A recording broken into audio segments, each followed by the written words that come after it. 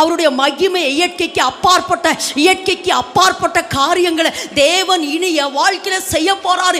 இனி நான் அவருடைய மகிமையை பார்க்க போறேன். சொல்லுங்க, இனி நான் அவருடைய மகிமையை பார்க்க போறேன். இனி நான் அவருடைய மகிமையை பார்க்க போறேன். ஆமென். ஓகேவா? அப்போ முக்காடுனா என்ன, அந்த முக்காடு எப்படி எனக்குள்ள வந்துச்சு? ஆனால் இது திரும்பவும் சொல்ற, 2 பேர் போட முடியும் இந்த முக்காடை. ஒருத்தர் யாரு? பிசாசு. ரெண்டாவது நாமளே. எனக்கு நானே அவளாதான் முடிஞ்சிச்சு, இப்படியேதா அப்படின்னு எனக்கு நானே முக்காடு போட்டுக்க முடியும். ரெண்டாவது பிசாசு முக்காடு போடும்.